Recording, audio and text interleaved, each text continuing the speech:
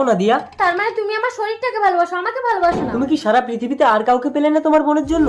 আমার বোন যা চায় আমি তাই দেই। আজ সন্ধ্যার মধ্যে বর্ষা যে তুমি আমার বোনকে যদি না বিয়ে করতে আসো তাহলে তুমি আমার মৃত্যুর খবর শুনবে। রোপণ দিদি, আমি ভাবতে পারছি না আজ আমার রূপনের সাথে বিয়ে হবে। আমি আমার সর্বস্ব দিয়ে তোকে খুশি করতে চাই বোন। কিন্তু নিজের হাসি বন্ধ করে কাউকে খুশি করার দরকার নেই। তার মানে তুমি আমাকে ভালোবাসো না রূপন?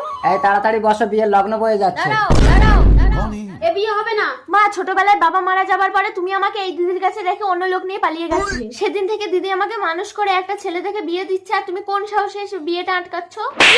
আমি যতদিন এই বাড়িতে ছিলাম ততদিন ওর উপর অত্যাচার করেছি, কিন্তু তুই তোকে জীবন্ত লাশ বানিয়ে দিচ্ছিস জিয়া। মানে তোকে খুশি করার জন্য দীপা নিজের ভালোবাসাকে তোর হাতে তুলে দিচ্ছে। না না, পাত্র পাত্রীর অমতে বিবাহ নিষিদ্ধ। দাঁড়ান, বিয়ে হবে। দিদি, মালাটা ধর। নাও জামাই বাবু, নিজের জিনিস নিজে বুঝে নাও। এ তো রাজ্যটক, যদিও হৃদয়ং মামা।